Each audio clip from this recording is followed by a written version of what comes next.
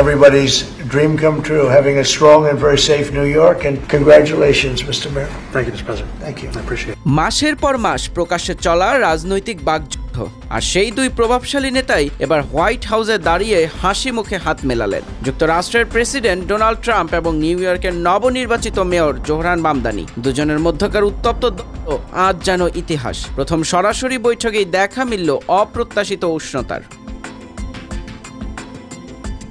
স্থানীয় সময় শুক্রবার হোয়াইট হাউসে অনুষ্ঠিত হয় তাদের প্রথম সামনাসামনি বৈঠক।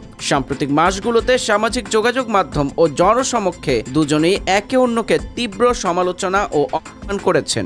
জীবন অবাক না করলে কে করবে? 28% মিল্ক ফ্যাটের অবাক করার সাথে ফ্রেশ মিল্ক পাউডার। জীবন অবাক করুক প্রতিদিন। কিন্তু বৈঠকে ট্রাম্প ও মামদানি দুজনই ছিলেন হাস্যোজ্জ্বল, এমনকি একে অন্যের প্রশংসাও করেছেন। নিউ ইয়র্কের অপরাধ দমন ও জীবনযাত্রার ব্যয় নিয়ন্ত্রণে যৌথভাবে কাজ করার প্রতিশ্রুতিও দিয়েছেন।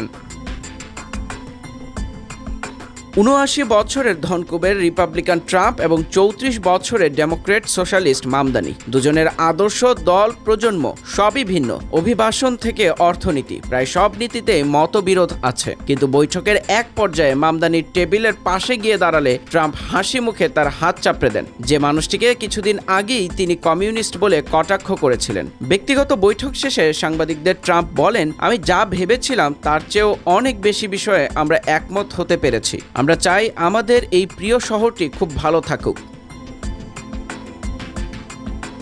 জানা গেছে, ওভাল অফিসে ট্রাম্প অতীতে বিদেশি নেতাদের বিব্রত করেছেন, ফলে আশঙ্কা ছিল মামদানির ক্ষেত্রেও এমন কিছু ঘটতে পারে। কিন্তু ট্রাম্প আগেই ইঙ্গিত দিয়েছিলেন বৈঠক সৌহার্দ্যপূর্ণ হবে। বৈঠকের পর মামদানি বলেন, আমাদের মধ্যে অনেক মতবিরোধ আছে, কিন্তু আমরা সেগুলোতে ফোকাস করিনি। নিউ ইয়র্কবাসীর সেবা, এটাই ছিল আলোচনার কেন্দ্রবিন্দু। আমি প্রেসিডেন্টের সত্যি খুব প্রশংসা করি। ট্রাম্পও একই বার্তা দিয়ে বলেন, তিনি যত ভালো কাজ করবেন আমি ততই খুশি হব।